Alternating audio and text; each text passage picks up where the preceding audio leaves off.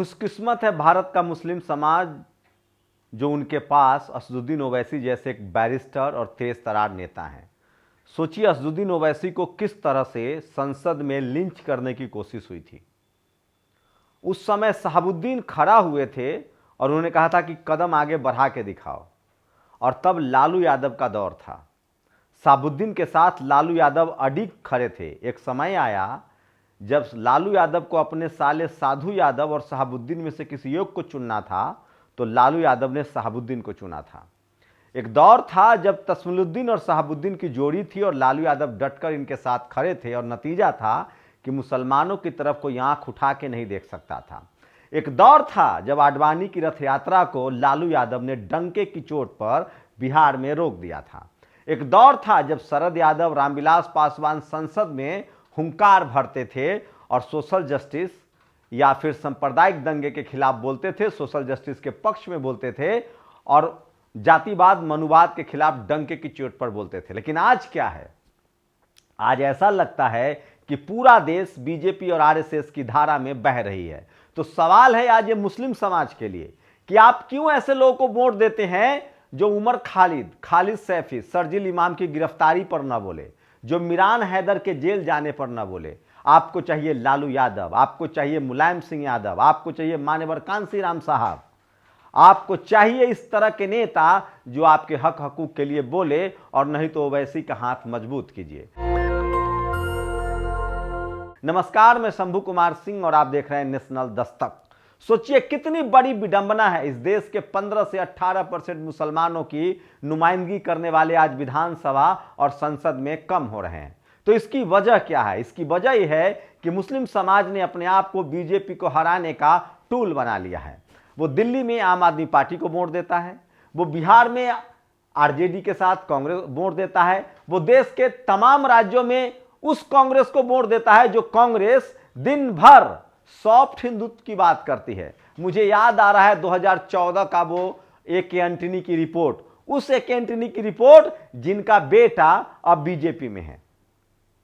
सोचिए कार्ति चिदम्बरम, पी चिदम्बरम का बेटा न पता कब चला जाए बीजेपी में। कौन ऐसी पार्टी है ओवैसी के अलावा और मायावती जी के अलावा जिसके बहुजन नेता बीजेपी में न गए हों? कोई ऐसी पार्टी नहीं है, चाहे सपा हो, सपा के सवर नेता वो जो जिनको लंबे समय तक इन्होंने, सोचिए सपा किसको राज्यसभा भेजती है?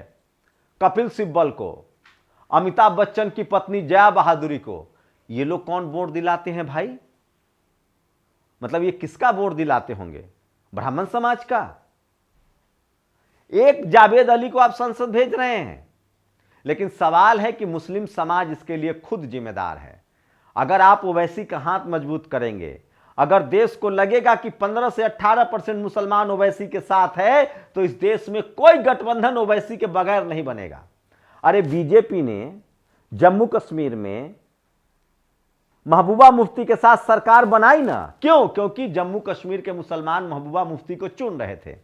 अगर आज 15 से 18% मुसलमान एक मुश्त बिहार हो, दिल्ली हो, हरियाणा हो, झारखंड हो, जहां का भी हो, या तेलंगाना हो, या आंध्र प्रदेश हो, या महाराष्ट्र हो, एक मुश्त अगर ओवैसी के हाथ को मजबूत करेगा तो इस देश की कोई भी पार्टी हो, सेकुलर पार्टियों को छोड़ दीजिए, बीजेपी भी घुटने पर रहेगी, आरजेडी भी घुटने पर रहेगी, समाजवादी पार्टी भी, बीएसपी भी, सब कहेंगे कि भैया ओवैसी से गठबंधन करना है। लेकिन नहीं, आप लोगों ने तो ठेका ले रखा है कि हमें तो बीजेपी को हराना है, उसके लिए किसी को वोट दे देंगे। पूरे देश में आप कांग्रेस को वोट देते हैं। कांग्रेस सॉफ्ट हिंदुत्व की राजनीति करती है, वो उसका नेता आचार्य प्रमोद को जान देखिए। अभी सुप्रिया सिंह ने सबसे पहले अयोध्या में जाके माथा टेक आई। धर्म की अगर राजनीति ही चल रही है तो वैसी फंडामेंटलिस्ट कैसे हो गए, और बीजेपी सेकुलर कैसे हो गई, और कांग्रेस कैसे सेकुलर हो गई? जो कांग्रेस, राम मंदिर का ताला किसने खोला? राजीव गांधी ने। इस देश में राम राज्य वाला पहला भाषण किसने दिया? राजीव गांधी ने। 412 सीट जीतकर राजीव गांधी सत्ता में थे। उस समय मणिशंकर अय्यर ने कहा था कि राजीव जी, आपने नवोदय विद्यालय बनवाए हैं, आपने ग्रामीण पंचायत को अधिकार दिया है, इसको चुनावी मुद्दा बनाइए, तब दिल्ली की एक बड़ी, जो बाद में मुख्यमंत्री रही, शीला दीक्षित ने राजीव गांधी को कहा कि नहीं, हम तो हिंदुत्व का कार्ड खेलेंगे। क्यों? क्योंकि आडवाणी रथ यात्रा निकाल रहे थे। उसके बाद फैजाबाद, पहला जो चुनावी रैली राजस्थान में होना था राजीव गांधी का, वो चुनावी रैली फैजाबाद में हुआ और वहीं से राम राज की पहला नारा राजीव गांधी ने दिया। दुनिया को पता है कि पीवी नरसिम्हा राव के समय बाबरी मस्जिद को शहीद किया गया। और ये सारी बात बोलने की हिम्मत और कुव्वत कौन रखता है? असदुद्दीन ओवैसी। असदुद्दीन ओवैसी, ये कोई सवन लिबरल पत्रकार भी नहीं बोलेगा आपको। मैं फिर कह रहा हूं, मुस्लिम समाज अधर्म है, उसका 15% को सब लोग टेकन टू बी ग्रांटेड समझते हैं। आज बीएसपी है तो दलित समाज की पूछ है, चाहे कोई भी पार्टी हो। आज सपा बसपा आरजेडी है तो ओबीसी समाज की पूछ। अभी बीजेपी ओबीसी बैठक कर रही है देश भर में, करना पड़ेगा। और we should not become the political untouchable तमाम। लेकिन सोचिए, मुस्लिम समाज ने ही ठेका ले रखा है और कहां कहां किसको वोट देता है, सोच समझिए। बिहार में आरजेडी गठबंधन को, दिल्ली में आम आदमी पार्टी को, उसके बाद आपको बता दें तेलंगाना में कांग्रेस को, पूरे देश में कांग्रेस को। और ओवैसी साहब, मिरान हैदर की गिरफ्तारी पर कौन बोलता है? उमर खालिद की गिरफ्तारी पर कौन बोलता है? खालिद सैफी की गिरफ्तारी पर कौन बोलता है? और मैं फिर कह रहा हूं, असदुद्दीन ओवैसी साहब से मुझे एक ही शिकायत है कि वो जाति जनगणना और रिजर्वेशन को लेकर ताकत से नहीं बोल पाते हैं, क्योंकि वो अशरफ मुसलमान हैं। नहीं तो ये बात सच है कि मुस्लिम मुद्दों पर सबसे ज्यादा असदुद्दीन ओवैसी साहब बोलते हैं। और इस देश के मुसलमानों को असदुद्दीन ओवैसी का हाथ मजबूत करना चाहिए।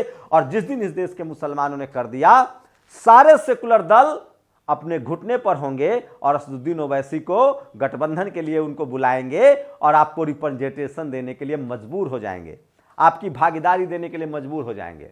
मैं शॉर्टकट तरीका बता रहा हूं मुस्लिम समाज के लोगों को। आप उन दलों को वोट दीजिए जो दल मिरान हैदर, शर्जील इमाम, उमर खालिद, खालिद सैफी के साथ खड़ा होने की हिम्मत दिखाए।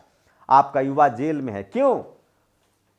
आपके हकों के लिए, आपके अधिकारों के लिए, आपके सोशल जस्टिस के लिए। मैं फिर कह रहा हूं, आप ओबीसी आरक्षण की डिमांड आगे बढ़ाइए, क्योंकि 90% मुसलमान ओबीसी में आते हैं।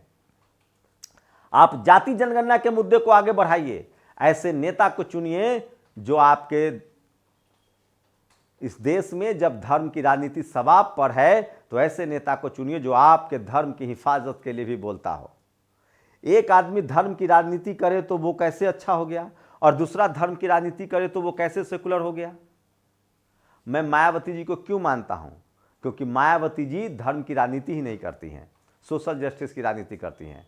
लेकिन अखिलेश यादव, तेजस्वी यादव, आप हिंदू भी बने रह सकते हैं, कट्टर हिंदू भी और सेकुलर भी हो सकते हैं, ये दोनों नहीं चलेगा। आपको आर या पार, आप जाके दिखाइए अयोध्या में अपना पार्टी का झंडा लेकर सेकुलर हिंदू हैं तो। अभी गए थे कांग्रेस वाले, जमकर कुटाई कर दी है। इस देश के मुसलमान कांग्रेस को ढो रहे हैं अपने कंधों पर। जब तक उसको नहीं छोड़ेंगे तब तक इनकी हैकरी नहीं जाएगी और तब तक आपको रिप्रेजेंटेशन नहीं मिलेगा। सवाल है कि आपके मुद्दे पर जब कोई बोल नहीं रहा है ओवैसी के अलावा, तो आप ओवैसी का हाथ क्यों नहीं मजबूत करेंगे? इसी तरह से सपा बसपा आरजेडी जेडीयू तमाम जो नेता हैं, उनको मजबूर कीजिए कि हमारा वोट आपको तभी मिलेगा जब आप हमारे हक अधिकार के लिए, हमारी नस्लों के लिए, हमारे एजुकेशन के लिए, हमारी नौकरियों के लिए बोलेंगे और हमारे धर्म को भी बचाएंगे। क्योंकि भारत का संविधान कहता है कि भारत एक सेकुलर देश है और भारत का फंडामेंटल राइट्स है, मैं जिस धर्म को मानूं, हमें सरकार को सुरक्षा देनी पड़ेगी हमारे धर्म के साथ हमें जिंदा रहने के लिए। तो सोचिए किस तरह से मुस्लिम समाज के कंधे पर बंदूक रख के छोड़ा जाता है। और मैं फिर कह रहा हूं, बीजेपी के अलावा और इस देश में कोई ऐसा दल नहीं है जो बिना मुस्लिम समाज के वोट लिए सरकार बना सकता है। सपा के पास अपना कितना वोट है? यादव वोट ही जोड़ दे, दलित वोट भी जोड़ दे, आंकड़ा पहुंचता है 20%। 15% मुसलमान का वोट है, तब आंकड़ा पहुंचता है 35%। आरजेडी के पास कितना वोट है अगर मुस्लिम समाज वोट न दे? जेडीयू के पास कितना है? आम आदमी पार्टी के पास कितना है? इस देश में दलित, पिछड़े और आदिवासी और अल्पसंख्यक किसानों को समझना पड़ेगा कि उन नेताओं को वोट दीजिए जो आपके सामाजिक अधिकारों के पक्ष में बोलते हों। इस देश में जिस तरह से एससी एसटी ओबीसी को स्वामी प्रसाद मौर्य, चंद्रशेखर आजाद, राजेंद्र पाल गौतम, बीएसपी सुप्रीमो मायावती या फिर फतेह बहादुर सिंह जो आरजेडी का नेता है, या फिर स्वामी प्रसाद मौर्य जो सपा का नेता है, ऐसे लोगों को चुनना चाहिए और मुस्लिम समाज को अपना नेता ओवैसी को मानना चाहिए जो हर मुद्दे पर आपके हक अधिकार के लिए बोलता है।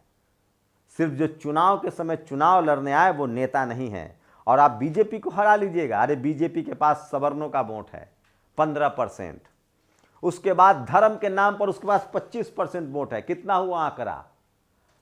25 और 15 40% वोट है। 60% वोट कौन एकजुट करेगा? जो गठबंधन में आएगा। लेकिन ये लोग घमंडिया कभी गठबंधन ही नहीं कर सकते हैं। इनको मायावती पसंद नहीं है, ओवैसी पसंद, कांग्रेस को ओवैसी पसंद नहीं है, बाकी लोगों को मायावती पसंद नहीं, मतलब इनको मुस्लिम और दलित लीडरशिप नहीं चाहिए। तो क्या आपको 15% मुसलमान और 15 से 17% दलित आपको मुफ्त में वोट दे दे? क्यों भैया?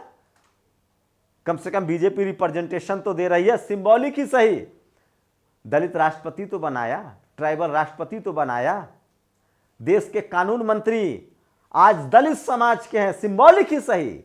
अर्जुन राम मेघवाल है तो सही। अब बोलिए कि हम बिक गए हैं, आपको आजादी है बोलने की, लेकिन सवाल है कि जब सत्ता में बैठ के आपको भी वही करना है तो बीजेपी क्या गलत कर रही है? जब कांग्रेस को भी वही करना है तो बीजेपी क्या गलत कर रही है? अरे कम से कम बीजेपी इतना तो कर रही है, कांग्रेस जाति देखकर कार्रवाई करती थी, बीजेपी पार्टी देखकर कार्रवाई कर रही है। आज सोचिए इंडिया गठबंधन की सबसे कमजोर कड़ी कौन है? बंगाल के मुसलमान ममता बनर्जी को वोट देते हैं। ममता बनर्जी से ज्यादा बीजेपी का कोई बी टीम है क्या? क्या गारंटी है कि कल ममता बनर्जी बीजेपी के साथ नहीं जाएगी? और कांग्रेस तो पूरा कब बीजेपी हो जाए इसकी कोई गारंटी है क्या? बीजेपी कब, कांग्रेस कब बीजेपी हो जाए इसकी कोई गारंटी है क्या? ममता नहीं जाएंगे इसकी गारंटी है क्या? केजरीवाल नहीं जाएंगे इसकी गारंटी है क्या? अखिलेश नहीं जाएंगे इसकी गारंटी है क्या? नीतीश नहीं जाएंगे इसकी गारंटी है क्या? नवीन पटनायक नहीं जाएंगे इसकी गारंटी है क्या? जगन मोहन रेड्डी नहीं जाएगा इसकी गारंटी है क्या? हां, लेकिन मोहम्मद असदुद्दीन ओवैसी नहीं जाएगा इसकी गारंटी है। मायावती नहीं जाएंगी इसकी गारंटी है, क्योंकि इनकी विचारधारा बीजेपी से सूट नहीं करता है। इसलिए मैं कह रहा हूं कि सॉफ्ट हिंदुत्व हो या हार्ड हिंदुत्व हो, जो लोग भी धर्म के पक्षधर हैं वो धर्म वाली पार्टियों के साथ उनका गठजोड़ रहेगा। मैं फिर कह रहा हूं, इस देश में ओवैसी और मायावती दो ऐसी पॉलिटिकल पार्टी और दो ऐसे नेता हैं जो कम से कम किसी कीमत के पर बीजेपी के साथ नहीं जा सकते हैं। बाकी लोग अपने गिरेबान में झांके। और रही बात इंडिया गठबंधन की, तो ये इंडिया गठबंधन नहीं है, घमंडिया गठबंधन है। और इनके पास मुसलमान का वोट अगर हट जाए तो 15% से ज्यादा इनका अपना वोट ही नहीं है। इसलिए मुस्लिम समाज को उसी को चुनाव में वोट देना चाहिए जो शर्जील इमाम, खालिद सैफी, उमर खालिद और मिरान हैदर को उम्मीदवार बनाए और संसद भेजे, जो पिछले 5 सालों से दर दर की ठोकरें खा रहे हैं और जेल में हैं। और बहुजन समाज को स्वामी प्रसाद मौर्य, राजेंद्र पाल गौतम, फतेह बहादुर सिंह, उदयनिधि जैसे लोगों को अपना नेता चुनना होगा जो डंके की चोट पर सोशल जस्टिस की बात करते हैं। मैं आरजेडी और जेडीयू को इसलिए क्लीन चिट दे रहा हूं क्योंकि इन्होंने जाति जनगणना कराई है, नौकरियां भी दे रहे हैं और साथ में इन्होंने SC ST OBC का रिजर्वेशन भी बढ़ाया है। लेकिन कम से कम मुस्लिम समाज को, कांग्रेस को नहीं ढोना चाहिए। आप लोग अपनी प्रतिक्रिया जरूर दीजिए। अगर मेरी बातों से सहमत है तो अपनी राय दे, असहमत है तो भी राय दे। सवाल है कि जो आपके हक अधिकार के लिए बोले ही नहीं सड़क पर, उसको वोट क्यों? शुक्रिया। नेशनल दस्तक की आपसे गुजारिश है कि अगर इसको बचाना चाहते हैं तो नेशनल दस्तक को सब्सक्राइब करने के लिए रेड कलर के सब्सक्राइब बटन को दबाएं, फिर बेल आइकन की घंटी दबाएं। नेशनल दस्तक को बचाने के लिए बहुत जरूरी है कि हर खबर को शेयर करें, लाइक करें, कमेंट जरूर करें।